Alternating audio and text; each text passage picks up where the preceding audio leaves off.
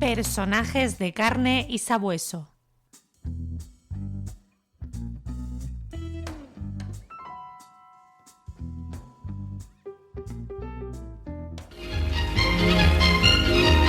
Esta es la única mujer que dirige en París una agencia de policía privada. Además de inteligencia, se requiere valor y dotes físicas.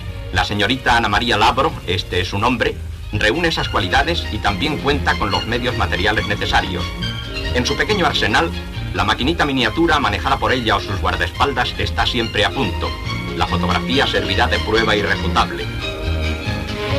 En la mesa de su despacho hay de todo, desde el arma defensiva al magnetófono para el registro de conversaciones comprometedoras.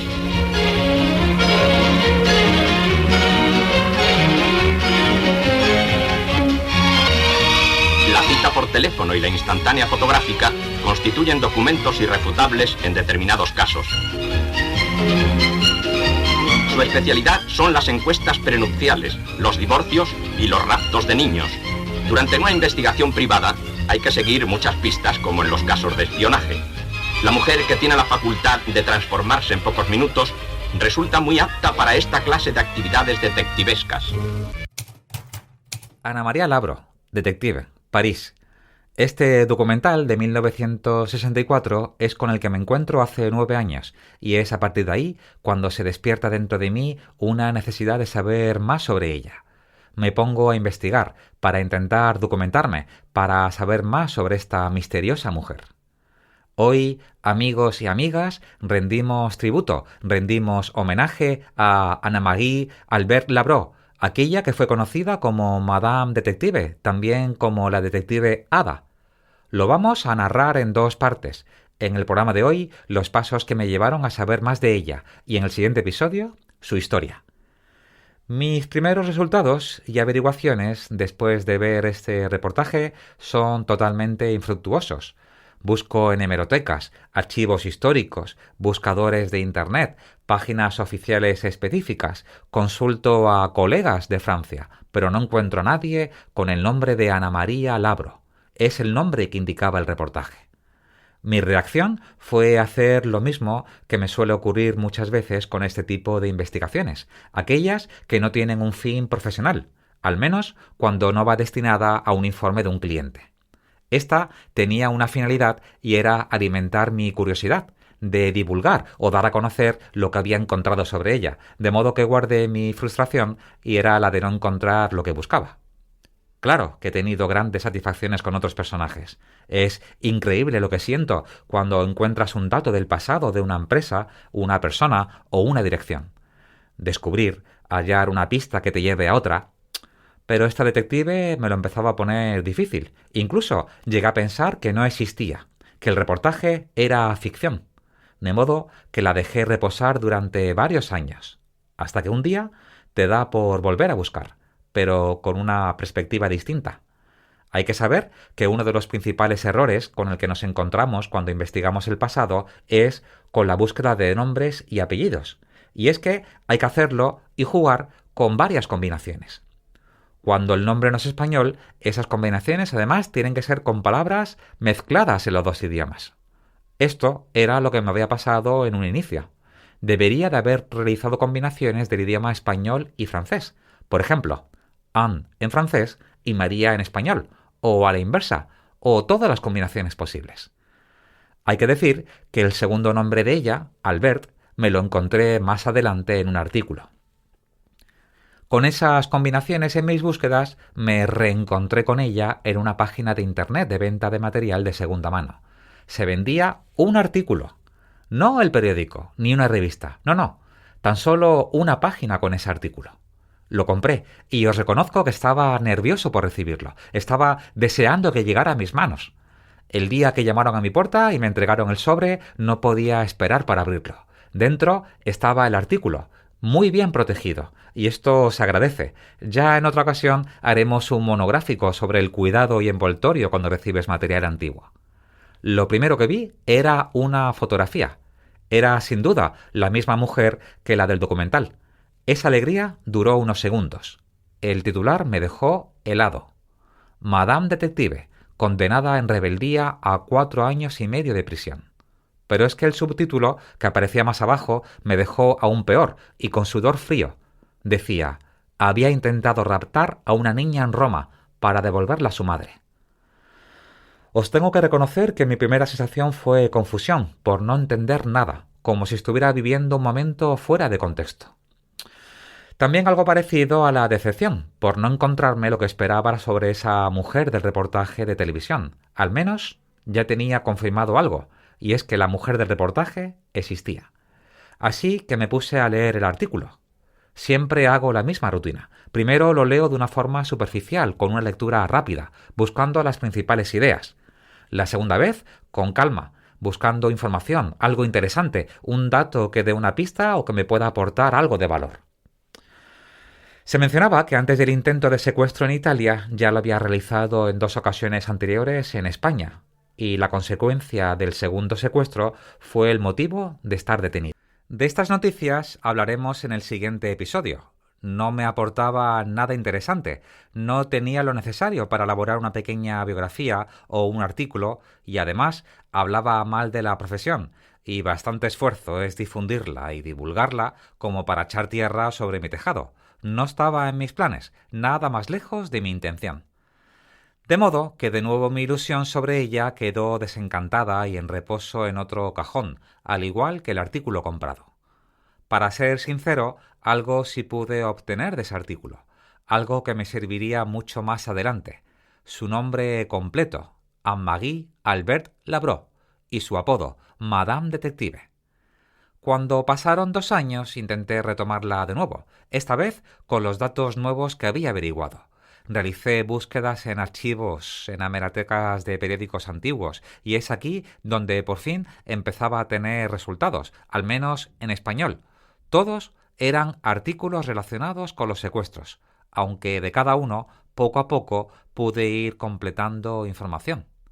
De todos ellos, algo pude obtener: la dirección del despacho, su edad, el nombre del marido. Incluso busqué en la web Family Search, buscando una partida de nacimiento, de matrimonio o de fallecimiento. Por cierto, que a esta página, Family Search, le tenemos que dedicar en algún momento un especial en el programa.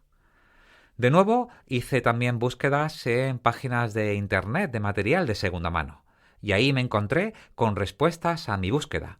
Los datos que buscaba estaban incluidos en 2 ejemplares de la revista del corazón, Hola. Compré esos 2 ejemplares. Al recibirlos y leerlos, me encontré con nuevas fotografías de ella. Los 2 artículos estaban de nuevo relacionados con los raptos o secuestros, pero pude obtener el nombre de los niños, las ciudades donde había ocurrido, el nombre de los padres y las fechas cuando había ocurrido. Sin duda, por eso ella fue noticia en varios medios. Incluso uno de los artículos que encontré tenía como titular Madame Detective en la cárcel. Tuvo que ser realmente impactante a mediados de los años 60 del siglo XX. Con más datos, seguí haciendo búsquedas en Internet, teniendo en cuenta que el apellido Labro y el nombre de ella no la hacían única. Me llegué a encontrar incluso con varias fechas de fallecimiento con personas que no tenían nada que ver con ella. No os cuento la cantidad de Anne-Marie Labro que puedes encontrar en Facebook o en LinkedIn. También me encontré con resultados de artículos de periódicos en idioma francés, inglés, italiano o alemán, que tuve que traducir. Pero el 90% de todos ellos hablaban de los secuestros. Todos, además, con una misma fecha, 1966, por lo que lo ideal era encontrarme con resultados antes que esa fecha. Pero había dejado un resultado para el final, uno que prometía ser distinto, y fue quizás el que más tiempo invertí para poder desmenuzar. Tuve la sensación de que podía ser uno de los que más me podía aportar y ayudar. Se trataba de un resultado en concreto de Google Books. ¿Cuánto le debo a este servicio de Google en mis investigaciones del pasado? Si lo habéis utilizado, sabéis que puedes tener la suerte que aparezcan páginas enteras con el texto que necesitas. En ocasiones, facilita las referencias con datos concretos para encontrar un ejemplar de periódico, revista o libro en una biblioteca, o bien poder comprarlo directamente. No os podéis imaginar la de revistas y libros que he comprado en los últimos años para encontrar en ocasiones 2 o 3 frases sobre un personaje detective que estaba investigando para documentarme. Volviendo a la búsqueda sobre ella, en las pocas palabras que se podía leer en el resultado de Google Books aparecían datos como la profesión de su padre y sobre la adolescencia de ella. Los datos que identificaban el ejemplar donde estaba incluido el texto era Revista Semana, volumen 1964, es decir, 2 años antes que las noticias de los secuestros. Página 20-21, volumen 25, números de 1246 a 1258. Es decir, los datos no eran 100% completos. Faltaba el número exacto de la revista. De modo que tenía que buscar un ejemplar entre 13 números, de una revista que se publicaba una vez a la semana. Lo que yo buscaba estaba entre la página 20 y 21. Lo del volumen 25 correspondía a los 25 años que la revista lleva publicando. Mi primera idea fue ponerme en contacto directamente con el servicio de Google Books. Y tengo que decir que responden. Otra cosa es que no me sirvió de ayuda. Busqué la portada de esas 13 revistas entre varios anticuarios por si podía tener suerte y en alguna de ellas aparecía algo relacionado con mujer detective o incluso donde apareciera el nombre de ella. Pero siempre les faltaba un ejemplar con un número. Así que estas eran mis otras opciones. Primero, ir a la Biblioteca Nacional. Allí podía encontrar la información que me interesaba. Si alguno de vosotros no ha estado alguna vez en una biblioteca investigando para documentarse, se pierde una experiencia única y recomendable. Otra opción era comprar todos los ejemplares disponibles de esos 13 ejemplares. A lo mejor tenía suerte y en alguno de ellos aparecía el artículo y el texto que me interesaba. La tercera era pedir ayuda a la revista Semana, y así lo hice. Les escribí un correo electrónico contando quién era yo, lo que estaba haciendo y lo que necesitaba, pero no recibí respuesta del correo genérico de contacto. De modo que decidí escribir directamente al director de la revista. Su contacto aparece en la página web y así lo hice. Mi sorpresa fue que en menos de 24 horas tuve su respuesta, de un modo profesional, cercano, con total cortesía, y me transmitió que había enviado mi email al departamento de documentación y que pronto recibiría noticias. Y en menos de 48 horas recibí su correo electrónico con un documento PDF adjunto. Y lo abrí. Y tengo que reconoceros que la piel del brazo se me erizó y tuve ganas de llorar de felicidad de la cantidad de datos que aparecían sobre ella. Con toda la información que recopilé a lo largo de esta investigación, rendiremos tributo y homenaje a Anne-Marie Labrot, que será la protagonista en Personajes de carne y sabueso del siguiente episodio. Como decía aquel libro que tanto me gustaba, esto es otra historia y debe ser contada en otro momento.